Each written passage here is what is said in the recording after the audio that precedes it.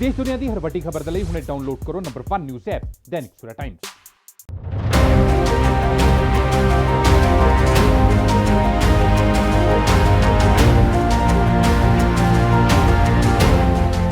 ਮਿਹਨਤ ਕਰ, ਮਿਹਨਤ ਨੂੰ ਫਲ ਲੱਗਦਾ ਹੈ। ਕਿਸੇ ਨੂੰ ਅੱਜ ਲੱਗਦਾ ਹੈ, ਕਿਸੇ ਨੂੰ ਕੱਲ ਲੱਗਦਾ ਹੈ। ਜੀ ਹਾਂ, ਮਿਹਨਤ ਦੇ ਨਾਲ ਹੀ ਸਾਰਾ ਕੁਝ ਹੈ ਔਰ ਮਿਹਨਤ ਕਰੀਏ ਤਾਂ ਹਰ ਚੀਜ਼ ਜਿਹੜਾ ਹਰ ਮੁਕਾਮ ਜਿਹੜਾ ਹੈ ਉਹ ਆਪਾਂ ਹਾਸਲ ਕਰ ਸਕਦੇ ਹਾਂ। ਕਹਿੰਦੇ ਹਿੰਮਤ ਕਰ ਇਨਸਾਨਾਂ ਤੂੰ ਜੋ ਚਾਹੇ ਕਰ ਸਕਦਾ ਹੈ, ਖਾਲੀ ਭਰੇ ਭੰਡਾਰਾਂ ਨੂੰ ਤੂੰ ਭਰ ਸਕਦਾ ਹੈ। ਬਿਲਕੁਲ ਇਸੇ ਤਰੀਕੇ ਦੇ ਨਾਲ ਅੱਜ ਤੁਹਾਨੂੰ ਜਿਸ ਪਰਿਵਾਰ ਦੇ ਨਾਲ ਅਸੀਂ ਰੂਬਰੂ ਕਰਵਾਉਣਾ ਹੈ, ਇਸ ਪਰਿਵਾਰ ਨੇ ਵੀ ਬਹੁਤ ਮਿਹਨਤ ਕੀਤੀ ਹੈ ਔਰ ਵੱਡਾ ਮੁਕਾਮ ਹਾਸਲ ਕੀਤਾ ਹੈ। ਪੰਜਾਬ ਦੇ ਵਿੱਚ ਜੇਕਰ ਕੋਈ ਕਿਸੇ ਪਿੰਡ ਦੇ ਵਿੱਚ ਕੋਈ ਜੱਜ ਲੱਗਿਆ ਹੋਵੇ ਤਾਂ ਆਮ ਹੀ ਗੱਲ ਹੈ ਕਿ ਉਹ ਕਿਹਾ ਜਾਂਦਾ ਹੈ ਕਿ ਫਲਾਣੇ ਸਹੁੰ ਦਾ ਮੁੰਡਾ ਜੱਜ ਲੱਗਿਆ ਹੈ, ਬੜੀ ਚਰਚਾ ਹੁੰਦੀ ਹੈ। ਪਰ ਇਸ ਪਰਿਵਾਰ ਦੇ 4 ਜੱਜ ਨੇ, ਜੀ ਹਾਂ, ਮੌਜੂਦਾ ਸਮੇਂ ਦੇ ਵਿੱਚ 4 ਜੱਜ ਨੇ। ਇਸ ਪਰਿਵਾਰ ਦੇ ਨਾਲ ਗੱਲਬਾਤ ਕਰ ਰਹੇ ਨੇ ਔਰ ਨਿਆਂਪਾਲਿਕਾ ਦੇ ਇਮਤਿਹਾਨ ਪਾਸ ਕਰਨ ਤੋਂ ਬਾਅਦ ਹੁਣ ਜੱਜ ਦੀ ਨਿਯੁਕਤੀ ਵੱਲ ਜਾ ਰਹੇ ਨੇ। ਕੇਸ਼ਵ ਜੀ ਬਹੁਤ ਬਹੁਤ ਸਵਾਗਤ ਹੈ। ਥੈਂਕ ਯੂ ਜੀ, ਥੈਂਕ ਯੂ ਸੋ ਮਚ। ਔਰ ਬਹੁਤ ਬਹੁਤ ਮੁਬਾਰਕਬਾਦ। ਜਿੱਦਾਂ ਮੈਂ ਗੱਲ ਕੀਤੀ ਕਿ ਪਰਿਵਾਰ ਦੇ ਵਿੱਚ ਵੱਡਾ ਜਿਹੜਾ ਮੁਕਾਮ ਹੈ, ਇੱਕੋ ਪਰਿਵਾਰ ਦੇ ਮੌਜੂਦਾ ਸਮੇਂ ਦੇ ਵਿੱਚ 4 ਜੱਜ ਹੋਣਾ ਵੱਡੀ ਉਪਲਬਧੀ ਹੈ। ਕੌਣ ਪਰਿਵਾਰ ਦੇ ਵਿੱਚ ਪਹਿਲਾਂ ਤੋਂ ਜੱਜ ਜਿਹੜਾ ਨਿਯੁਕਤ ਹੋ ਚੁੱਕਾ ਹੈ? ਸਭ ਤੋਂ ਪਹਿਲਾਂ ਤਾਂ ਜੀ ਮੇਰੀ ਸਭ ਤੋਂ ਵੱਡੀ ਸਿਸਟਰ ਜਿਹਦਾ ਨਾਮ ਹੈ ਸੁਮਨ ਅਗਨੀਹੋਤਰੀ, ਉਹ ਇਸ ਟਾਈਮ ਸੀਨੀਅਰ ਡਿਵੀਜ਼ਨ ਜੱਜ ਹੈ ਰਾਜਪੁਰੇ ਦੇ ਵਿੱਚ। ਦੂਸਰੀ ਮੇਰੀ ਸਿਸਟਰ ਹੈ ਸੀਮਾ ਅਗਨੀਹੋਤਰੀ, ਉਹ ਇਸ ਟਾਈਮ ਬਲਾਚੌਰ ਦੇ ਵਿੱਚ ਜੁਡੀਸ਼ੀਅਲ ਆਫਿਸਰ ਹੈ। ਔਰ ਤੀਸਰੀ ਮੇਰੀ ਵਾਈਫ, ਉਹ ਕਪੂਰਥਲਾ ਪੋਸਟਡ ਹੈ, ਉਹ ਵੀ JMIC ਹੈ। ਮੈਂ ਇਸ ਸਮੇਂ ਬਤੌਰ ਸਰਕਾਰੀ ਵਕੀਲ ਫਗਵਾੜੇ ਦੇ ਵਿੱਚ ਤੈਨਾਤ ਹਾਂ ਅਤੇ ਹੁਣ ਮੈਂ with the grace of God and blessings of my parents ਮੈਂ PCS ਦੀ ਜਿਹੜੀ ਪ੍ਰੀਖਿਆ ਪਾਸ ਕਰ ਲਈ ਹੈ ਅਤੇ ਮੈਨੂੰ ਵੀ ਹੁਣ ਇਹ ਮੌਕਾ ਮਿਲੇਗਾ ਕਿ ਮੈਂ ਵੀ ਬਤੌਰ ਜੱਜ ਕੰਮ ਕਰ ਸਕਾਂ ਜੀ। ਔਰ ਅਗਨੀਹੋਤਰੀ ਪਰਿਵਾਰ ਜਿਹੜਾ ਹੈ ਜਲੰਧਰ ਦੇ ਵਿੱਚ ਇਸ ਵੇਲੇ ਪੂਰਾ ਫੇਮਸ ਹੋ ਚੁੱਕਾ ਹੈ ਕਿ ਇੱਕੋ ਪਰਿਵਾਰ ਦੇ ਜਿਹੜੇ ਨੇ 4 ਜੱਜ ਨਿਯੁਕਤ ਹੋਏ ਨੇ। ਔਰ ਕਿਸ ਤਰ੍ਹਾਂ ਦਾ ਸਫ਼ਰ ਰਿਹਾ, ਕਿ ਕਿੰਨੀ ਕੁ ਮਿਹਨਤ ਕਰਨੀ ਪਈ ਇਸ ਵਾਸਤੇ? ਦੇਖੋ, ਮਿਹਨਤ ਤਾਂ ਬਹੁਤ ਕਰਨੀ ਪੈਂਦੀ ਹੈ। ਬਸ ਇਹ ਹੁੰਦਾ ਹੈ ਕਿ ਅਗਰ ਤੁਹਾਨੂੰ ਫਾਈਨਲੀ ਰਿਜ਼ਲਟ ਅੱਛਾ ਮਿਲ ਜਾਂਦਾ ਤਾਂ ਹਰ ਕੀਤੇ ਹੋਈ ਆਈਆਂ ਹਾਰਡਸ਼ਿਪਸ ਵੀ ਭੁੱਲ ਜਾਂਦੀਆਂ। ਔਰ ਬਿਕੋਜ਼ ਮੈਂ ਜੌਬ ਦੇ ਵਿੱਚ ਸੀ ਅਤੇ ਕੰਮ ਵੀ ਕਰਨਾ ਔਰ ਪੜ੍ਹਾਈ ਕਰਨਾ ਥੋੜ੍ਹਾ ਜਿਹਾ ਟਫ ਸੀਗਾ, ਬਟ ਟਾਈਮ ਮੈਨੇਜਮੈਂਟ ਨਾਲ ਇਹ ਸਭ ਹੋ ਸਕਿਆ ਔਰ ਪੇਰੈਂਟਸ ਦੀ ਕੰਟੀਨਿਊਸ ਮੋਟੀਵੇਸ਼ਨ ਨਾਲ। ਜੀ। ਔਰ ਪਰਿਵਾਰ ਦੇ ਵਿੱਚ ਪੇਰੈਂਟਸ ਦਾ ਕਿੰਨਾ ਕੁ ਰੋਲ ਰਹਿੰਦਾ ਹੈ? ਕਿਉਂਕਿ ਬਹੁਤ ਸਾਰੀਆਂ ਜਦੋਂ ਪਰਿਵਾਰ ਨੂੰ ਪਾਲਣਾ ਹੁੰਦਾ ਹੈ ਤਾਂ ਇੱਕ ਬਾਪ ਦਾ ਬੜਾ ਵੱਡਾ ਰੋਲ ਹੁੰਦਾ ਹੈ। ਆਪਾਂ ਕੰਮ ਕਰਨਾ ਹੈ, ਫਿਰ ਪਰਿਵਾਰ ਨੂੰ ਜਿਹੜੇ ਬੱਚੇ ਨੇ ਉਹਨਾਂ ਨੂੰ ਵਧੀਆ ਐਜੂਕੇਸ਼ਨ ਦੇਣੀ ਹੈ। ਕਿਸ ਤਰ੍ਹਾਂ ਦੇਖਦੇ ਹੋ ਇਸ ਸਾਰੇ ਕੰਮ ਨੂੰ? ਮੈਂ ਤਾਂ ਸਭ ਕੁਝ ਹੀ ਹਮੇਸ਼ਾ ਇਹੀ ਕਹਿਣਾ ਕਿ ਜੋ ਵੀ ਆ ਮੇਰੇ ਫਾਦਰ ਸਾਹਿਬ ਦੀ ਵਜ੍ਹਾ ਨਾਲ ਹੀ ਆ ਜੀ, ਬਿਕੋਜ਼ ਉਹਨਾਂ ਨੇ ਹਰ ਚੀਜ਼ ਆਪਣੇ ਆਪ ਨੂੰ ਐਜ਼ ਅ ਲਾਇਰ ਐਸਟੈਬਲਿਸ਼ ਕੀਤਾ ਔਰ ਬਾਰ ਐਸੋਸੀਏਸ਼ਨ ਦੇ ਪ੍ਰੈਜ਼ੀਡੈਂਟ ਬਣੇ। ਫਿਰ ਸਾਰੇ ਬੱਚਿਆਂ ਨੂੰ ਬਾਰ-ਬਾਰ ਮੋਟੀਵੇਟ ਕੀਤਾ ਕਿ ਜਿੱਦਾਂ ਮੈਂ ਤਾਂ ਦਿਸ ਵਾਜ਼ ਮਾਈ ਸੈਕਿੰਡ ਅਟੈਂਪਟ, ਫਸਟ ਅਟੈਂਪਟ ਨਹੀਂ ਵੀ ਪਾਸ ਹੋਇਆ ਤਾਂ ਉਹਨਾਂ ਨੇ ਮੈਨੂੰ ਕਦੀ ਵੀ ਇਹ ਨਹੀਂ ਫੀਲ ਹੋਣ ਦਿੱਤਾ ਕਿ ਤੇਰਾ ਪਾਸ ਨਹੀਂ ਹੋਇਆ ਐਗਜ਼ਾਮ। ਤਾਂ ਉਹਨਾਂ ਨੇ ਮੈਨੂੰ ਹਮੇਸ਼ਾ ਇਹੀ ਕਿਹਾ ਕਿ ਕੋਈ ਗੱਲ ਨਹੀਂ ਹੋਇਆ ਤਾਂ ਇੱਕ ਵਾਰੀ ਫੇਰ ਟਰਾਈ ਕਰ, ਜ਼ਰੂਰ ਹੋਏਗਾ। ਔਰ ਸ਼ਾਇਦ ਉਹਨਾਂ ਦੀ ਕੰਟੀਨਿਊਸ ਮੋਟੀਵੇਸ਼ਨ ਕਰਕੇ ਹੀ, ਉਹਨਾਂ ਦੀ ਸ਼ਲਾਘਾ ਕਰਕੇ ਹੀ ਮੈਂ ਇੱਥੇ ਤੱਕ ਪਹੁੰਚ ਸਕਿਆ ਜੀ। ਔਰ ਅੱਜ ਜਿਹੜਾ ਵੱਡਾ ਮੁਕਾਮ ਹੈ, ਅੱਜ ਪਰਿਵਾਰ ਦੇ ਵਿੱਚ ਚੌਥਾ ਜਿਹੜਾ ਬੂਟਾ ਹੈ ਜੱਜ ਦੇ ਤੌਰ 'ਤੇ ਲੱਗਣ ਜਾ ਰਿਹਾ ਹੈ। ਔਰ ਕੇਸ਼ਵ ਜੀ, ਇੱਕ ਮੇਰੇ ਜਦੋਂ ਆਪਾਂ ਗੱਲ ਕਰਦੇ ਹਾਂ ਪੜ੍ਹਾਈ ਦੀ, ਤਾਂ ਬਹੁਤ ਸਾਰੇ ਲੋਕ ਨੇ ਜਿਹੜੇ ਸਟੱਡੀ ਸਟਾਰਟ ਤਾਂ ਕਰਦੇ, ਏਮ ਤਾਂ ਰੱਖਦੇ ਨੇ ਮੈਂ ਇਹ ਬਣਨਾ ਹੈ, ਪਰ ਅੱਧ ਦੇ ਵਿੱਚ ਛੱਡ ਕੇ ਵਿਦੇਸ਼ਾਂ ਵੱਲ ਭੱਜ ਜਾਂਦੇ ਨੇ। ਉਹ ਵੀ ਤਾਂ ਕਿਤੇ ਨਾ ਕਿਤੇ ਇਹ ਸਮਝਾਇਓ ਕਿ ਕੇਸ਼ਵ ਦਾ ਕਦੀ ਮਨ ਨਹੀਂ ਕੀਤਾ ਕਿ ਵਿਦੇਸ਼ ਵੱਲ ਉਡਾਰੀ ਮਾਰ ਜੇ? ਇਹ ਚੀਜ਼ ਇੱਦਾਂ ਹੈ ਕਿ ਜਦੋਂ ਥੋੜ੍ਹਾ ਬਹੁਤ ਕਦੀ ਫੇਲੀਅਰ ਆਉਂਦਾ ਹੈ ਤਾਂ ਤੁਹਾਨੂੰ ਲੱਗਦਾ ਹੈ ਕਿ ਸਾਰੀਆਂ ਪ੍ਰੋਬਲਮਸ ਇੰਡੀਆ 'ਚ ਹੀ ਹੈ ਔਰ ਬਾਕੀ ਹੋਰ ਕਿਸੇ ਮੁਲਕ 'ਚ ਕੋਈ ਪ੍ਰੋਬਲਮ ਨਹੀਂ ਹੈ। ਬਟ ਮੈਨੂੰ ਲੱਗਦਾ ਹੈ ਬਿਕੋਜ਼ ਮੈਂ 2-4 ਵਾਰੀ ਮੈਨੂੰ ਮੌਕਾ ਮਿਲਿਆ ਔਰ ਮੈਂ ਓਬਜ਼ਰਵ ਕੀਤਾ ਕਿ ਪ੍ਰੋਬਲਮਸ ਲਗਭਗ ਜਿੱਥੇ ਵੀ ਇਨਸਾਨ ਹੈ ਉਹ ਤਕਰੀਬਨ ਉਹੀ ਹੁੰਦੀਆਂ। ਮਿਹਨਤ ਤੁਹਾਨੂੰ ਹਰ ਜਗ੍ਹਾ ਕਰਨੀ ਪੈਣੀ ਹੈ। ਜਿੱਥੇ ਤੁਹਾਨੂੰ ਮਿਹਨਤ ਕਰਕੇ ਤੁਹਾਨੂੰ ਲੱਗਦਾ ਹੈ ਕਿ ਮੈਂ ਬੈਟਰ ਸੈਟਲ ਹੋ ਸਕਦਾ, ਤੁਹਾਨੂੰ ਉੱਥੇ ਸੈਟਲ ਹੋ ਜਾਣਾ ਚਾਹੀਦਾ। ਹਾਂ, ਬਾਹਰ ਜਾਣ 'ਚ ਕੋਈ ਬੁਰਾਈ ਨਹੀਂ ਹੈ, ਬਟ ਮੇਰੀ ਜੋ ਪਰਸਨਲ ਪ੍ਰੈਫਰੈਂਸ ਰਹੀ ਹੈ ਬਿਕੋਜ਼ ਮੈਂ ਬੜਾ ਇਮੋਸ਼ਨਲ ਸੌਰਟ ਆਫ ਪਰਸਨ ਹਾਂ। ਮੈਨੂੰ ਲੱਗਦਾ ਕਿ it's good to be around with my parents because they are getting old and they need me more. So that was the reason ਕਿ ਮੇਰਾ ਨਾ ਕਿਤੇ ਇਹੀ ਸੀਗਾ ਕਿ ਮੈਂ ਫਾਈਨਲੀ ਇੱਥੇ ਹੀ ਰਹਿ ਸਕਾਂ। ਔਰ PCS ਦੇ ਵਿੱਚ ਇੰਟਰਸਟ ਇਸ ਕਰਕੇ ਸੀ because you get to serve the people also, ਤਾਂ ਇਹਦੇ ਮਲਟੀਫੋਲਡ ਬੈਨੀਫਿਟਸ ਸੀਗੇ। ਸੋ ਦੈਟ ਇਜ਼ ਵਾਈ ਮੈਂ ਲੱਗਾ ਰਿਹਾ ਜੀ। ਕੇਸ਼ਵ ਜੀ, ਦੁਬਾਰਾ ਤੁਹਾਡੇ ਕੋਲ ਆਵਾਂਗਾ, ਕਿਸ ਤਰ੍ਹਾਂ ਦਾ ਸਫ਼ਰ ਰਿਹਾ। ਸਭ ਤੋਂ ਪਹਿਲਾਂ ਅੰਕਲ ਆਂਟੀ ਜੀ ਦੇ ਨਾਲ ਗੱਲਬਾਤ ਕਰ ਲੈਂਦੇ ਹਾਂ। ਅੰਕਲ ਆਂਟੀ ਜੀ, ਸਭ ਤੋਂ ਪਹਿਲਾਂ ਤਾਂ ਬਹੁਤ ਬਹੁਤ ਮੁਬਾਰਕਾਂ ਦੈਨਿਕ ਸਵੇਰਾ ਦੀ ਪੂਰੀ ਟੀਮ ਦੇ ਵੱਲੋਂ ਤੁਹਾਨੂੰ। ਥੈਂਕ ਯੂ ਵੈਰੀ ਮਚ ਜੀ। ਮੈਨੂੰ ਅੰਕਲ ਜੀ ਤੁਹਾਡੇ ਨਾਲ ਕਾਫੀ ਸਾਰੀਆਂ ਮੈਂ ਗੱਲਾਂ ਬਾਤਾਂ ਕਰਨੀਆਂ ਨੇ। ਸਭ ਤੋਂ ਪਹਿਲਾਂ ਆਂਟੀ ਜੀ ਕੋਲ ਜਾਣ ਲੈਂਦੇ ਆ ਕਿ ਕਿਸ ਤਰ੍ਹਾਂ ਦੇ ਸੀਗੇ ਕੇਸ਼ਵ ਜੀ ਪੜ੍ਹਾਈ ਦੇ ਵਿੱਚ? ਸਟਾਰਟਿੰਗ ਦੇ ਵਿੱਚ ਸ਼ਰਾਰਤੀ ਸੀਗੇ, ਕਿਸ ਤਰ੍ਹਾਂ ਸੀਗਾ? ਸ਼ਰਾਰਤੀ ਬਹੁਤ ਜ਼ਿਆਦਾ ਨਹੀਂ ਸੀ ਜੀ, ਪਰ ਫਿਰ ਵੀ ਜਿਸ ਤਰ੍ਹਾਂ ਬੱਚੇ ਸ਼ਰਾਰਤ ਕਰਦੇ ਨੇ ਉਸ ਤਰ੍ਹਾਂ ਦਾ ਹੀ ਸੀਗਾ, ਪਰ ਮਿਹਨਤੀ ਸ਼ੁਰੂ ਤੋਂ ਹੀ ਸੀਗਾ ਜੀ। ਔਰ ਲਾਅ ਫੀਲਡ ਵਿੱਚ ਆ ਕੇ ਫਿਰ ਇਹਦੀ ਮਿਹਨਤ ਜਿਹੜੀ ਇਹਨੇ ਹੋਰ ਵੀ ਜ਼ਿਆਦਾ ਕਰਨੀ ਸ਼ੁਰੂ ਕਰ ਦਿੱਤੀ। ਔਰ ਇਹਦਾ ਇੱਕ ਗੋਲ ਸੈਟਅਪ ਹੋ ਗਿਆ, ਕਿਉਂਕਿ ਮੇਰੀ ਵੱਡੀ ਬੇਟੀ ਜਿਹੜੀ ਸੀ ਉਹ 2010 ਦੇ ਵਿੱਚ ਜੁਡੀਸ਼ੀਅਲ ਮੈਜਿਸਟ੍ਰੇਟ ਬਣ ਗਈ।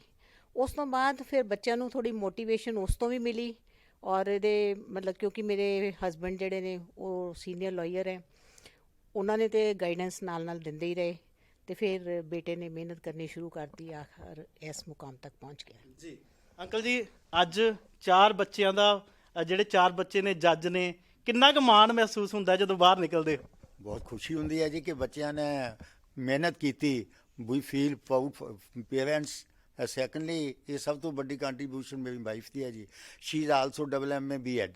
ਇਹਨਾਂ ਨੇ ਸਰਵਿਸ ਛੱਡ ਕੇ ਨਹੀਂ ਕਿਹਾ ਵੀ ਬੱਚਿਆਂ ਨੂੰ ਅੱਛੀ ਤਰ੍ਹਾਂ ਐਜੂਕੇਸ਼ਨ ਦੇ ਕੇ ਇਹਨਾਂ ਨੂੰ ਬਣਾਉਣਾ, ਅੱਛੇ ਬਣਾਉਣਾ। ਤੇ ਮੈਂ ਸਮਝਦਾ ਕਿ ਪੇਰੈਂਟਸ ਅਗਰ ਬੱਚਿਆਂ ਨੂੰ ਫਰੋਮ ਦੀ ਵੈਰੀ ਬਿਗਨਿੰਗ ਅੱਛੀ ਸਿੱਖਿਆ ਦੇਣ, ਅੱਛੇ ਪਾਸੇ ਲਾਉਣ, ਤੇ ਬੱਚੇ ਬਹੁਤ ਅੱਗੇ ਨਿਕਲ ਸਕਦੇ ਹੈ। ਕਿਉਂਕਿ ਜੋ ਬੱਚੇ ਨੂੰ ਸਮਝਾਉਣਾ ਹੁੰਦਾ ਨਾ, ਪੰਜਾਬੀ 'ਚ ਕਹਿੰਦੇ ਨੇ it is easy to teach the child than to adult. ਕਿਉਂਕਿ ਬੱਚੇ ਨੂੰ ਸਮਝਾ ਕੇ ਉਹਨੂੰ ਅੱਛੇ ਤਰੀਕੇ ਨਾਲ ਲਾਤਾ ਜਾਏ, ਫਿਰ ਉਹ ਅੱਛੇ ਤਰੀਕੇ ਨਾਲ ਚੱਲਦਾ ਜੀ। ਇਸ ਕਰਕੇ ਸਾਨੂੰ ਬਹੁਤ ਖੁਸ਼ੀ ਹੈ ਕਿ ਹਰੇਕ ਬੱਚੇ ਸਾਡੇ ਮਿਹਨਤ ਕੀਤੀ। ਇਹਨਾਂ ਨੇ ਤੁਸੀਂ ਦੇਖੋ ਜੀ LLM ਕੀਤੀ ਸਾਰੇ ਬੱਚਿਆਂ ਨੇ ਜੀ। LLM ਦੇ ਵਿੱਚ ਕੇਸ਼ਵ ਅਗਨੀਹੋਤਰੀ ਸਾਡਾ ਸੈਕੰਡ ਆਇਆ ਯੂਨੀਵਰਸਿਟੀ ਵਿੱਚ। ਮੇਰੀ ਵੱਡੀ ਬੇਟੀ ਹੈ, ਜਦੋਂ ਉਹਨੇ LLM ਕੀਤੀ ਸ਼ੀ ਸਟੂਡ ਫਸਟ ਜੀ। ਮੇਰੀ ਜਿਹੜੀ ਸੈਕੰਡ ਬੇਟੀ ਹੈ ਉਹ ਅੱਜ ਕੱਲ੍ਹ ਲਾ ਦੇ ਵਿੱਚ ਉਹਨੇ PhD ਕਰ ਲਈ ਹੈ, ਤੇ ਹੁਣ ਉਹਦਾ ਰਿਜ਼ਲਟ ਆਉਣੇ ਵਾਲਾ ਹੈ ਜੀ। ਤੇ ਤੁਸੀਂ ਵੈਲ ਇਮੈਜਨ ਕਰ ਉਹ ਵੀ ਬੱਚੇ ਕਿਸ ਇੱਕ ਡਿਵੋਸ਼ਨ ਦੇ ਨਾਲ, ਇੱਕ ਐਜੂਕੇਸ਼ਨ ਇੱਕ ਐਕਚੁਅਲੀ ਤਪੱਸਿਆ ਹੈ ਜੀ। ਇਹਨੂੰ ਜੇ ਅਗਰ ਆਦਮੀ ਜੇ ਤਪੱਸਿਆ ਸਮਝ ਕੇ ਕਰੇਗਾ ਨਾ ਜੀ, ਤੇ ਇਹ 'ਚ ਬਹੁਤ ਕੁਛ ਹੈ, ਬਹੁਤ ਡੂੰਘਾ ਚੀਜ਼ਾਂ ਮਿਲਦੀਆਂ, ਬਹੁਤ ਨੌਲੇਜ ਮਿਲਦਾ। ਜੇ ਸਬਜੈਕਟ ਟੂ ਦੈਟ ਕਿ ਅਸੀਂ ਮਿਹਨਤ ਕਰੀਏ, ਮਿਹਨਤ ਤੋਂ ਬਿਨਾਂ ਕੋਈ ਕੰਮ ਨਹੀਂ ਹੁੰਦਾ ਜੀ। ਬਿਲਕੁਲ, ਜਿੱਦਾਂ ਮੈਂ ਸਟਾਰਟਿੰਗ ਦੇ ਵਿੱਚ ਗੱਲ ਕੀਤੀ ਕਿ ਪੰਜਾਬ ਦੇ ਵਿੱਚ ਤਾਂ ਇੱਕ ਪਿੰਡ ਦੇ ਵਿੱਚ ਜੱਜ ਲੱਗਿਆ ਹੋਵੇ ਤੇ ਧਮਕ ਦੂਰ ਤੱਕ ਜਾਂਦੀ ਹੈ। ਅੱਜ ਮਾਣ ਮਹਿਸੂਸ ਹੁੰਦਾ ਕਿ ਅੱਜ 4 ਜਿਹੜੇ ਬੱਚਿਆਂ ਦਾ ਬਾਪ ਹੋਏ ਹੋ ਤੁਸੀਂ। हाँ बिल्कुल जी, बहुत खुशी होती है जी। और 2 खुशी एक तो है भी बन गए जी। सैकेंडली कही है कि बच्चिया ने इन्नी मेहनत की थी कि अपने पेरेंट्स का ना चमकाया जी, और उन्होंने अपने पेरेंट्स ने करके के ना रोशन किया। अगर जी बच्चे अच्छे ना काम करन तो फिर नैचुरली पेरेंट्स से भी आना भी पेरेंट्स ने इन्होंने अच्छी शिक्षा नहीं दी। रादर असी इस चीज़ से ज़्यादा खुश है कि साढ़े बच्चों ने साडा उस तो भी वध ना रोशन किया जी। ਅੰਕਲ ਜੀ, ਤੁਸੀਂ ਵੀ ਸੀਨੀਅਰ ਵਕੀਲ ਰਹੇ ਹੋ, ਔਰ ਅੱਗੇ ਜਿਹੜੇ ਤੁਹਾਡੇ ਬੇਟੇ ਨੇ ਉਹ ਵੀ ਨਿਆਂਪਾਲਿਕਾ ਦੀ ਰੱਖਿਆ ਲਈ ਅੱਗੇ ਵੱਧ ਰਹੇ ਨੇ, ਕਾਨੂੰਨ ਦੀ ਰੱਖਿਆ ਕਰਨੀ ਉਹਨਾਂ ਨੇ। ਹੁਣ ਜਿਹੜਾ ਪ੍ਰੈਜ਼ੈਂਟ ਟਾਈਮ ਚੱਲ ਰਿਹਾ ਉਹਦੇ ਵਿੱਚ ਨਿਆਂਪਾਲਿਕਾ ਤੇ ਬਹੁਤ ਵੱਡੇ ਸਵਾਲ ਹੋਏ ਨੇ। ਜਿੱਦਾਂ ਤੁਸੀਂ ਦੇਖ ਲਓ ਕਿ ਪਿੱਛੇ ਰਾਮ ਮੰਦਿਰ ਦਾ ਜਿਹੜਾ ਵਿਵਾਦ ਸੀਗਾ, ਉਸ ਤੋਂ ਬਾਅਦ ਰਾਜ ਸਭਾ ਮਿਲ ਜਾਣੀ। ਕਿਸ ਤਰ੍ਹਾਂ ਦੇਖਦੇ ਹੋ ਇਸ ਨੂੰ? ਇਹ ਚੀਜ਼ਾਂ ਸੋਚੀਆਂ ਸਮਝੀ ਸਾਜ਼ਿਸ਼ ਦੇ ਤਹਿਤ ਹੁੰਦਾ ਰਿਹਾ, ਕਿਤੇ ਨਾ ਕਿਤੇ ਘਾਣ ਹੋਇਆ ਇਹਨਾਂ ਚੀਜ਼ਾਂ ਦਾ, ਕਿ ਸਭ ਕੁਝ ਸਹੀ ਚੱਲ ਰਿਹਾ? नहीं, मैं समझदा बिल्कुल ठीक चलता कि जे एक बंदा इंटैलीजेंट है, सानू उहदे एक्सपीरियंस का, उहदे तजर्बे का, उहदे नॉलेज का फायदा उठाना चाहिए। और एक्चुअली मैं तो हमेशा ये कहना है कि जी इंडिया च जुडिशरी है, दी क्रेडिट गोज टू जुडिशरी कि इन्होंने इन्ना अच्छा काम करके कि लोगों के जो भी मुश्किलात उस जुडिशरी के विचों निकले। तुसी इस दूजे पासे इस नूं देखो भी जिहड़ा हुण रिजल्ट आया जी, इस दे विच भी हाई कोर्ट के केस के खिलाफ सुप्रीम कोर्ट च रिट होई, सुप्रीम कोर्ट ने फैसला किया जी। अगर ये इंस्टीट्यूशन ना होवे तो लोग किस को जाणगे? ਨਿਆਂ ਤੇ ਮਿਲਦਾ ਹੈ ਜੀ, ਸਿਰਫ ਨਿਆਂਪਾਲਿਕਾ ਚੋਂ ਮਿਲਦਾ ਜੀ। ਗੱਲ ਭਰੋਸੇ ਦੀ ਅੰਕਲ ਜੀ ਮੈਂ ਕਰ ਰਿਹਾ, ਭਰੋਸਾ ਬਣਾਈ ਰੱਖਣ ਲੋਕ ਅਜੇ ਵੀ, ਕਿਉਂਕਿ ਕਿਤੇ ਨਾ ਕਿਤੇ ਭਰੋਸੇ ਦੇ ਉੱਪਰ ਨਾ ਵਾਦ ਵਿਵਾਦ ਹੋਣ ਲੱਗ ਪਿਆ। ਨਹੀਂ, ਉਹ ਜਿਹੜਾ ਹੈ ਦੇਖੋ, ਵਾਦ ਵਿਵਾਦ ਹੋਣਾ ਹਰੇਕ ਚੀਜ਼ ਦੇ ਵਿੱਚ ਹੁੰਦਾ ਹੈ। ਅਸੀਂ ਕਹਿੰਦੇ ਇੱਕ ਚੀਜ਼ ਠੀਕ ਹੈ, ਇੱਕ ਗਲਤ ਹੈ, ਹਰੇਕ ਦੇ 2 ਚੀਜ਼ਾਂ ਹੋਣੀਆਂ। ਜਿਹੜਾ ਇਹਦਾ ਨਟ ਸ਼ੈਲੀ ਦਾ ਅਸੈਂਸ ਹੈ ਉਹ ਇਹ ਹੈ ਕਿ ਜੁਡੀਸ਼ਰੀ ਬਹੁਤ ਇੰਪੋਰਟੈਂਟ ਰੋਲ ਅਦਾ ਕਰ ਰਹੀ ਹੈ, ਔਰ ਜੁਡੀਸ਼ਰੀ ਕਰਕੇ ਹੀ ਤੁਸੀਂ ਦੇਖੋ ਵੀ ਹਰੇਕ ਜਿਹੜਾ ਇੰਸਟੀਟਿਊਸ਼ਨ ਹੈ ਅੱਛੇ ਤਰੀਕੇ ਨਾਲ ਫੰਕਸ਼ਨ ਕਰ ਰਿਹਾ। ਔਰ ਜੇ ਅਗਰ ਇੰਸਟੀਟਿਊਸ਼ਨ ਨਾ ਹੋਵੇ, ਅਸੀਂ ਕਾਰ ਰੱਖੀ ਹੈ, ਗੱਡੀ ਹੈ ਸਰ, ਕਾਰ ਹੈ ਮੇਰੇ ਕੋਲ, ਅਗਰ ਕਾਰ 'ਚ ਕੋਈ ਨੁਕਸ ਪੈ ਜਾਏ ਅਸੀਂ ਉਹਨੂੰ ਛੱਡ ਕੇ ਨਹੀਂ ਚਲੇ ਜਾਂਦੇ, ਅਸੀਂ ਉਹਨੂੰ ਠੀਕ ਕਰਦੇ ਹਾਂ। ਪੀਨੋ ਕਿਦਾ ਨੁਕਸ ਕਿੱਦਾਂ ਠੀਕ ਕੀਤਾ ਜਾਏ, ਇਸੀ ਤਰੀਕੇ ਨਾਲ ਜੇ ਕੋਈ ਫੀਲ ਕਰਦਾ ਵੀ ਜੁਡੀਸ਼ਰੀ 'ਚ ਕੋਈ ਕਮੀ ਹੈ ਤਾਂ ਉਸ ਨੂੰ ਠੀਕ ਕੀਤਾ ਜਾਏਗਾ। ਲੇਕਿਨ ਇਸ ਇੰਸਟੀਟਿਊਸ਼ਨ ਤੋਂ ਬਿਨਾਂ नहीं कुछ भी हो सकता। इस इंस्टीट्यूशन को बनाना और इसनों होर तकड़ा करना बहुत लाजमी है, और यही डेमोक्रेसी के सक्सैसफुल वास्ते बेसिक तुसी इसी कहो कि पिलर है जी। ਇੱਕ ਹੋਰ ਪ੍ਰਸ਼ਨ ਹੈ, ਉਸ ਤੋਂ ਬਾਅਦ ਕੇਸ਼ਵ ਜੀ ਨਾਲ ਗੱਲਬਾਤ ਕਰਨੀ ਹੈ। ਤੁਸੀਂ ਦੱਸਿਆ ਗੱਲਬਾਤ ਕਰਦੇ ਆ ਕਿ ਪਿਛੋਕੜ ਜਿਹੜਾ ਸੀਗਾ ਇੱਕ ਫਾਰਮਰ ਦੇ ਤੌਰ ਤੇ ਤੁਸੀਂ ਮਿਹਨਤ ਕਰਕੇ ਅੱਗੇ ਆਏ ਹੋ। ਅੱਜ 3 ਖੇਤੀ ਕਾਨੂੰਨਾਂ ਦੇ ਵਿਰੋਧ ਵਿੱਚ ਕਿਸਾਨ ਦਿੱਲੀ ਵਿਖੇ ਬੈਠਾ ਹੋਇਆ, ਉਹਨਾਂ ਦੀ ਮੰਗਾਂ ਨੂੰ ਕਿਸ ਤਰ੍ਹਾਂ ਦੇਖਦੇ ਹੋ, ਔਰ ਕੇਂਦਰ ਸਰਕਾਰ ਦਾ ਜੋ ਨਜ਼ਰੀਆ ਚੱਲ ਰਿਹਾ ਉਸ ਨੂੰ ਕਿਸ ਤਰ੍ਹਾਂ ਦੇਖਦੇ ਹੋ? ਦੇਖੋ ਇਹ ਠੀਕ ਹੈ ਜੀ ਵੀ ਐਗਰੀਕਲਚਰ ਦੇ ਵਿੱਚ ਅਸੀਂ ਬੈਕਗ੍ਰਾਉਂਡ ਸਾਡੀ ਐਗਰੀਕਲਚਰ ਦੀ ਅਸੀਂ ਇਸੀ ਕੰਮ ਨੂੰ ਕਰਦੇ ਹਾਂ। ਮੈਂ ਸਮਝਦਾ ਵੀ ਹਰੇਕ ਚੀਜ਼ ਦਾ ਹੱਲ ਡਿਸਕਸ਼ਨ ਦੇ ਵਿੱਚ ਹੁੰਦਾ, ਬੈਠ ਕੇ ਹੁੰਦਾ, ਇਕੱਲੇ ਨਾ ਕਦੀ ਵੀ ਕੋਈ ਦਾ ਗੱਲ ਨਹੀਂ ਮੁੱਕਦੀ। ਬੈਠ ਕੇ ਡਿਸਕਸ਼ਨਾਂ ਤਾਂ ਚੱਲਦੀਆਂ ਰਹੀਆਂ, 12 ਗੇਟ ਦੀਆਂ ਮੀਟਿੰਗਾਂ ਹੋਈਆਂ, ਡਿਸਕਸ਼ਨ ਤੋਂ ਕਿਸਾਨ ਵੀ ਨਹੀਂ ਭੱਜਦੇ, ਔਰ ਕੇਂਦਰ ਦੀ ਜਿਹੜੀ ਸਰਕਾਰ ਹੈ ਉਹ ਵੀ ਕਹਿੰਦੀ ਹੈ ਵੀ ਅਸੀਂ ਸੱਦਾ ਪੱਤਰ ਦੁਬਾਰਾ ਭੇਜਾਂਗੇ। ਮੰਗਾਂ ਸਹੀ ਨੇ ਕਿਸਾਨਾਂ ਦੀਆਂ? ਮੰਗਾਂ ਉਹਨਾਂ ਦੀਆਂ ਬਿਲਕੁਲ ਸਹੀ ਹੈ, ਲੇਕਿਨ ਇਹ ਵੀ ਸਹੀ ਹੈ ਕਿ ਅਸੀਂ ਇੱਕ ਬੰਦਾ ਬਿਮਾਰ ਹੋ ਜਾਂਦਾ, ਅਸੀਂ ਉਸ ਨੂੰ ਕਹਿੰਦੇ ਵਿਚ ਇਜ਼ ਦੀ ਬੈਸਟ ਡਾਕਟਰ, ਅਸੀਂ ਉਸ ਡਾਕਟਰ ਕੋਲ ਜਾਂਦੇ ਹਾਂ, ਅਸੀਂ ਏਮਜ਼ ਵਿੱਚ ਜਾਂਦੇ ਹਾਂ, PGI 'ਚ ਜਾਂਦੇ ਹਾਂ। ਕਿਉਂ ਜਾਂਦੇ ਹਾਂ ਜੀ? ਅਸੀਂ ਕਹਿੰਦੇ ਰਹਿਣ ਦਿਓ, ਅਸੀਂ ਉੱਧਰ ਜਾਂਦੇ ਇਸ ਕਰਕੇ ਜਾਂਦੇ ਵੀ ਸਾਨੂੰ ਇੱਥੇ ਐਕਸਪਰਟ ਓਪੀਨੀਅਨ ਮਿਲੇਗੀ। ਸਿਮਿਲਰਲੀ ਐਗਰੀਕਲਚਰ ਦੇ ਵਿੱਚ ਵੀ ਐਕਸਪਰਟ ਓਪੀਨੀਅਨ ਲੈਣੀ ਪਏਗੀ ਵੀ ਕਿਹੜੀਆਂ ਚੀਜ਼ਾਂ ਕਿਸ ਤਰੀਕੇ ਨਾਲ ਹੋਣੀ ਚਾਹੀਏ, ਕਿਉਂਕਿ ਇੱਕ ਮੈਂ ਕਹਿੰਦਾ ਮੈਂ ਠੀਕ ਹੈ, ਉਹ ਕਹਿੰਦੇ ਮੈਂ ਠੀਕ ਹੈ ਜੀ, ਦੋਨੋਂ ਠੀਕ ਹੈ। ਹੂ ਇਜ਼ ਆਫਟਰ ਕੋਈ ਨਾ ਕੋਈ ਤੀਜਾ ਬੰਦਾ ਹੈ। ਤੁਸੀਂ ਟਾਈਮ ਇਮੋਰੀਅਲਸ ਤੇ ਲਓ, ਫਰੋਮ ਟਾਈਮ ਇਮੋਰੀਅਲ ਜਦੋਂ ਸੰਸਾਰ ਦੁਨੀਆ ਚੱਲੀ ਆ, ਜਦੋਂ ਵੀ ਡਿਸਪਿਊਟ ਹੁੰਦਾ ਸੀਗਾ ਆਰਬਿਟ੍ਰੇਸ਼ਨ ਹੁੰਦੀ ਸੀਗੀ, ਕੋਈ ਨਾ ਕੋਈ ਵਿੱਚ ਪੈ ਕੇ, ਚਾਹੇ ਪਿੰਡ 'ਚ ਪੰਚਾਇਤ ਹੈ, ਜੇ ਘਰ 'ਚ ਹੋ ਜਾਂਦੇ ਤਾਂ ਬੱਚਿਆਂ ਨੂੰ ਬੈਠ ਕੇ ਉਹਦੇ ਬਾਪ ਨਾਲ ਸਮਝਾ ਦਿੰਦਾ ਜੀ ਬੱਚਿਆਂ 'ਚ ਡਿਸਪਿਊਟ ਹੈ। ਇਸ ਤਰ੍ਹਾਂ ਵਿੱਚ ਇਹ ਐਲੀਮੈਂਟ ਤਾਂ ਫਰੋਮ ਦੀ ਡੇ 1 ਹੈ ਕਿ ਸਮਝਾਉਣਾ ਔਰ ਉਸ ਨੂੰ ਠੀਕ ਤਰੀਕੇ ਨਾਲ ਚਲਾ ਕੇ ਉਹਦਾ ਹੱਲ ਕਰਨਾ। ਮਤਲਬ ਡਿਸਪਿਊਟ ਦਾ ਹੱਲ ਦਾ ਕੁਝ ਨਹੀਂ ਨਿਕਲਦਾ, ਅਲਟੀਮੇਟਲੀ ਬੈਠ ਕੇ ਡਿਸਕਸ਼ਨ 'ਚ ਚੀਜ਼ ਨਿਕਲੇਗੀ। ਜਾ ਕਿਸੇ ਅੱਗੇ ਹੁੰਦਾ ਜੀ ਵੀ ਚਲੋ ਛੱਡ ਕੇ ਤੀਜੇ ਬੰਦੇ ਜਿਹੜਾ ਐਕਸਪਰਟ ਹੋਣ ਦੇ ਦਿਓ, ਜੋ ਇਹ ਕਹੇ ਸਾਨੂੰ ਮਨਜ਼ੂਰ ਹੈ। ਹੁਣ ਤੁਸੀਂ ਇਸੀ ਚੀਜ਼ ਨੂੰ ਦੇਖੋ, ਜੁਡੀਸ਼ਰੀ ਦੇ ਵਿੱਚ ਦੋ ਪਾਰਟੀਆਂ ਲੜਦੀਆਂ ਹੁੰਦੀਆਂ ਨੇ ਜੀ, ਜੋ ਫੈਸਲਾ ਹੁੰਦਾ ਦੋਨਾਂ ਨੂੰ ਮਨਜ਼ੂਰ ਹੁੰਦਾ ਜੀ। ਤੁਸੀਂ ਰਾਮ ਮੰਦਰ ਦੀ ਗੱਲ ਕੀਤੀ, ਆਫਟਰ ਸੁਪਰੀਮ ਕੋਰਟ ਨੇ ਫੈਸਲਾ ਕੀਤਾ, ਸਭ ਨੇ ਮੰਨ ਲਿਆ। ਜੇ ਹੋਵੇ ਹੀ ਨਹੀਂ institution, then who will decide it? So ਇਸ ਕਰਕੇ ਮੈਂ ਸਮਝਦਾ ਕਿ ਇਸ ਇੰਸਟੀਟਿਊਸ਼ਨ ਦਾ ਵੀ ਹੋਣਾ ਬਹੁਤ ਲਾਜ਼ਮੀ ਹੈ। ਇਸ ਤੋਂ ਬਿਨਾਂ ਡੈਮੋਕ੍ਰੇਸੀ ਨਹੀਂ ਚੱਲ ਸਕਦੀ। ਲੇਕਿਨ ਹੋ ਜਿੱਥੇ ਵੀ ਕੋਈ ਡਿਸਪਿਊਟ ਹੈ ਉਹਦਾ ਕੋਈ ਨਾ ਕੋਈ ਹੱਲ ਗੱਲਬਾਤ ਨਾਲ ਹੀ ਨਿਕਲਦਾ। ਸੈਕੰਡਲੀ ਡੈਮੋਕ੍ਰੇਸੀ ਦਾ ਤਾਂ ਸਿਸਟਮ ਇਹੀ ਹੈ ਕਿ ਬੈਠ ਕੇ ਗੱਲਬਾਤ ਦੇ ਨਾਲ ਗੱਲ ਮੁੱਕਣੀ, ਇੱਕ ਦੇ ਨਾਲ ਤੇ ਮੁੱਕਣੀ ਨਹੀਂ। ਫਿਰ ਤਾਂ ਇੱਕ ਹੋ ਗਿਆ ਵੀ ਜੋ ਮਰਜ਼ੀ ਕਰੀ ਜਾਏ ਜੀ। ਤਾਂ ਮੇਰੀ ਇਹ ਓਪੀਨੀਅਨ ਹੈ ਵੀ ਬੈਠ ਕੇ ਜਿਹੜੀ ਐਕਸਪਰਟ ਓਪੀਨੀਅਨ ਹੈਗੇ ਐਗਰੀਕਲਚਰ 'ਤੇ, ਅਸੀਂ ਦੇਖਦੇ ਹਾਂ ਕਿ ਜਿੰਨੇ ਵੀ ਐਕਸਪਰਟ ਹੈ, ਕਿਹੜੇ ਵੱਡੇ ਐਕਸਪਰਟ ਹੋਏ ਨੇ ਇੰਡੀਆ 'ਚ ਇਹਦੇ ਆਪਣਾ ਐਗਰੀਕਲਚਰ ਦੇ, ਉਹਨਾਂ ਦੀਆਂ ਰਿਪੋਰਟਾਂ ਆਉਣੀਆਂ ਦੋ ਨੇ, ਉਹਨਾਂ ਨੂੰ ਕਹਿਣਗੇ ਜੋ ਹੋਣਗੇ, ਜਿਹਦੀ ਵੀ ਗਲਤੀ ਉਹ ਆਪੇ ਮੰਨ ਜਾਏਗਾ, ਜੋ ਫੈਸਲਾ ਉਹਦਾ ਹੋਏਗਾ। ਸੋ ਮੇਰੀ ਇਹ ਓਪੀਨੀਅਨ ਹੈ ਜੀ ਇਹਦੇ ਬਾਰੇ। ਬਿਲਕੁਲ ਜੀ, ਕੇਸ਼ਵ ਜੀ ਦੇ ਨਾਲ ਗੱਲਬਾਤ ਕਰ ਰਹੇ ਨੇ ਆ। ਕੇਸ਼ਵ ਜੀ, ਜਦੋਂ ਮਿਹਨਤ ਦੀ ਗੱਲ ਆਉਂਦੀ ਹੈ ਤੇ ਅੱਜ ਕੱਲ੍ਹ ਦੇ ਨੌਜਵਾਨਾਂ ਦੇ ਵਿੱਚ ਜਿਹੜਾ ਸਬਰ ਤੇ ਸੰਤੋਖ ਪੰਜਾਬੀ ਦੇ ਵਿੱਚ ਲਫ਼ਜ਼ ਆ, ਉਹ ਤੋਂ ਭਟਕ ਗਏ ਨੇ। ਬਹੁਤ ਜਲਦੀ ਚੀਜ਼ਾਂ ਜਿਹੜੀਆਂ ਅਖਤਿਆਰ ਕਰਨੀਆਂ ਚਾਹੁੰਦੇ ਨੇ। ਕੀ ਮੈਸੇਜ ਦੇਣਾ ਚਾਹੁੰਦੇ ਹੋ ਅੱਜ ਕੱਲ੍ਹ ਦੇ ਯੂਥ ਨੂੰ? ਮੈਂ ਤਾਂ ਇਹੀ ਕਹੂੰਗਾ ਕਿ ਕਦੀ ਵੀ ਰਸ਼ ਦੇ ਨਾਲ, ਮਤਲਬ ਬਹੁਤ ਜਲਦਬਾਜ਼ੀ 'ਚ ਨਾ ਤੁਸੀਂ ਗਲਤ ਡਿਸੀਜਨ ਲੈ ਜਾਂਦੇ ਹੋ ਔਰ ਬਾਅਦ 'ਚੋਂ ਰਿਗਰੈਟ ਕਰਦੇ ਰਹਿੰਦੇ ਹੋ ਕਿ ਮੈਂ ਇਹ ਕੀ ਕਰਤਾ, ਮੈਂ ਇਹ ਕੀ ਕਰਤਾ। ਤਾਂ ਉਹ ਕਹਿੰਦੇ ਆ ਕਿ ਇੱਕ ਕੰਮ ਨੂੰ ਕਰਨ ਤੋਂ ਪਹਿਲਾਂ ਹੀ 1000 ਵਾਰੀ ਸੋਚ ਲਓ, ਤਾਂ ਉਹੀ ਸਿੱਟਾ ਤੁਹਾਡਾ ਆਪਣਾ ਜਿਹੜਾ ਤੁਸੀਂ ਕੱਢ ਲੈਂਦੇ ਹੋ, ਉਹਦੇ 'ਤੇ ਹੀ ਚੱਲਣਾ ਚਾਹੀਦਾ। ਸੋ ਮੈਨੂੰ ਇਹ ਲੱਗਦਾ ਕਿ hard work always page of. And secondly ਥੋੜ੍ਹਾ ਜਿਹਾ ਤਾਂ ਇਹ ਚੀਜ਼ ਨੂੰ ਤੁਹਾਨੂੰ ਐਕਸੈਪਟ ਕਰਨਾ ਹੀ ਪਊਗਾ, ਚਾਹੇ ਕੋਈ ਵੀ ਹੈ, ਕਿ ਤੁਹਾਨੂੰ ਲਾਈਫ 'ਚ ਕਿਤੇ ਨਾ ਕਿਤੇ ਕੋਈ ਨਾ ਕੋਈ ਫੇਲੀਅਰਸ ਮਿਲਣੇ ਆ। ਜੇ ਤੁਸੀਂ ਹਮੇਸ਼ਾ ਇਹ ਸੋਚ ਕੇ ਚੱਲੋਗੇ ਕਿ ਮੈਂ ਹਰ ਚੀਜ਼ 'ਚ ਸਕਸੈਸਫੁਲ ਹੋਣਾ, ਤਾਂ ਤੁਹਾਨੂੰ ਓਬਵੀਅਸਲੀ ਤੁਸੀਂ ਜ਼ਿਆਦਾ ਲੈਟ ਡਾਊਨ ਫੀਲ ਕਰੋਗੇ ਆਫਟਰ ਫੇਲੀਅਰ। ਜੇ ਤੁਸੀਂ ਐਕਸੈਪਟ ਕਰ ਲਓਗੇ ਕਿ ਫੇਲੀਅਰਸ ਐਂਡ ਸਕਸੈਸ ਇਹ ਦੋਨੋਂ ਚੀਜ਼ਾਂ ਪਾਰਟ ਐਂਡ ਪਾਰਸਲ ਹੈ, ਕਦੀ ਮੈਂ ਫੇਲ ਵੀ ਹੋਣਾ, ਕਦੀ ਮੈਂ ਪਾਸ ਵੀ ਹੋਣਾ, ਉਹਦੇ ਨਾਲ ਤੁਹਾਡੀ ਲਾਈਫ ਅੱਛੀ ਸਮੂਥ ਚੱਲਦੀ ਹੈ। ਮੈਂ ਇਹੀ ਕਹਿਣਾ ਚਾਹੂੰਗਾ, ਜਸਟ ਹਾਰਡ ਵਰਕ ਕਰਦੇ ਰਹੋ। ਜਿੱਦਾਂ ਗੀਤਾ 'ਚ ਲਿਖਿਆ ਹੈ, ਕਰਮ ਕਰ ਫਲ ਕੀ ਇੱਛਾ ਮਤ ਕਰ। ਪਰ ਮੈਨੂੰ ਲੱਗਦਾ ਕਿ ਕਰਮ ਕਰੋ ਤਾਂ ਫਲ ਵੀ ਮਿਲ ਹੀ ਜਾਂਦਾ ਹੈ ਜੀ। ਔਰ ਅੱਗੇ ਵਾਸਤੇ ਸਟੱਡੀ ਜਾਰੀ ਰਹੇਗੀ, ਹੋਰ ਅੱਗੇ ਵਧਣ ਵਾਸਤੇ ਕਿਸ ਤਰ੍ਹਾਂ ਸੋਚਿਆ? ਵੈਸੇ ਮੈਂ ਮਾਸਟਰਸ ਇਨ ਲਾਅ ਕਰ ਚੁੱਕਾ, ਤਾਂ ਮੇਰੇ ਲਈ ਲਾਸਟ ਤਾਂ ਇਹੀ ਹੈ ਕਿ ਮੈਂ ਡਾਕਟਰੇਟ ਕਰ ਸਕਦਾ ਇਨ ਲਾਅ ਦੇ ਵਿੱਚ। ਤਾਂ ਓਬਵੀਅਸਲੀ ਇੱਛਾ ਤਾਂ ਹੈ, ਔਰ ਹੁਣ ਜੌਬ ਦੇ ਨਾਲ ਥੋੜਾ ਹੋਰ ਵੀ ਜ਼ਿਆਦਾ ਪ੍ਰੈਸ਼ਰ ਵੱਧ ਜਾਏਗਾ, ਡਿਊਟੀਜ਼ ਦਾ ਲੈਵਲ ਜ਼ਿਆਦਾ ਹੈ। ਆਈ ਹੋਪ ਕਿ one day I will complete my doctorate degree in law also, if everything goes well with the grace of god. ਤਾਂ ਕੋਸ਼ਿਸ਼ ਤਾਂ ਜ਼ਰੂਰ ਰਹੇਗੀ। ਔਰ ਅੱਜ ਖੁਸ਼ੀ ਦਾ ਮੌਕਾ ਹੈ ਇਸ ਪਰਿਵਾਰ ਦੇ ਉੱਪਰ, ਔਰ ਵਾਈਫ ਵੱਲੋਂ ਨੁਕਤਾਚੀਨੀ ਨਹੀਂ ਹੋਈ ਕਿ ਮੈਂ ਜੱਜ ਲੱਗੀ ਹੋਈ ਹਾਂ, ਤੁਸੀਂ ਅਜੇ ਵਕੀਲ ਹੋ, ਇਦਾਂ ਦਾ ਕੋਈ ਕਸ਼ਮਕਸ਼ ਚੱਲਦਾ ਸੀਗਾ? ਨਹੀਂ, ਇੱਦਾਂ ਬਿਲਕੁਲ ਨਹੀਂ ਸੀਗਾ, ਬਿਕੋਜ਼ ਜਿਹੜਾ ਮੇਰਾ ਵੈਸੇ ਪ੍ਰੀਵੀਅਸ ਡੈਜ਼ਿਗਨੇਸ਼ਨ ਸੀਗਾ, I was also gazetted officer. ਔਰ ਆਈ ਥਿੰਕ ਅਗਰ ਨਾ ਵੀ ਹੁੰਦਾ, even then it would have made no difference, because ਜਿਹੜੇ ਕਹਿੰਦੇ ਵਕੀਲ ਸਾਹਿਬਾਨ, ਜੱਜ ਸਾਹਿਬਾਨ ਜਿਹੜੇ ਹੁੰਦੇ ਨੇ, ਇਹ ਦੋਨੇ ਹੀ ਬੜੇ ਹੀ ਇੰਪੋਰਟੈਂਟ ਰੋਲ ਪਲੇ ਕਰਦੇ ਆ ਜੁਡੀਸ਼ਰੀ ਦੇ ਵਿੱਚ, ਜਸਟਿਸ ਡਿਲੀਵਰੀ ਸਿਸਟਮ ਦੇ ਵਿੱਚ।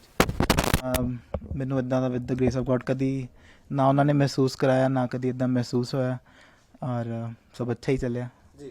ਔਰ ਬਹੁਤ ਸਾਰੇ ਲਾਸਟ ਪ੍ਰਸ਼ਨ ਹੈ ਮੇਰਾ, ਬਹੁਤ ਸਾਰੇ ਜਿਹੜੇ ਨੌਜਵਾਨ ਨੇ ਵਿਦੇਸ਼ਾਂ ਦੀ ਚਾਹਤ ਦੇ ਵਿੱਚ ਗਲਤ ਰਸਤਾ ਅਖਤਿਆਰ ਕਰ ਰਹੇ ਨੇ।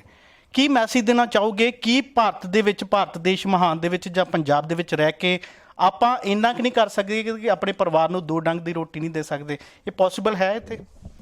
ਦੇਖੋ, ਅਨਐਮਪਲੋਇਮੈਂਟ ਤਾਂ ਇੱਕ ਬੜੀ ਐਕਸੈਪਟਡ ਚੀਜ਼ ਹੈ, ਔਰ ਪ੍ਰੋਬਲਮਸ ਤਾਂ ਅਗਰ ਆਪਾਂ ਕਾਊਂਟ ਡਾਊਨ ਕਰਨੇ ਸ਼ੁਰੂ ਕਰੀਏ ਤਾਂ ਨਿਊਮਰਸ ਹੈ। ਔਰ ਅਗਰ ਤੁਸੀਂ ਸਡਨਲੀ ਅਬਰੋਡ ਚਲੇ ਜਾਂਦੇ ਹੋ, ਤੇ ਆਬਵੀਅਸਲੀ ਤੁਹਾਨੂੰ ਇੱਕ ਐਟਲੀਸਟ EMPLOYMENT ਅਸ਼ੋਰਡ ਹੋ ਜਾਂਦੀ ਹੈ, ਯੂ ਗੈਟ ਐਨ EMPLOYMENT।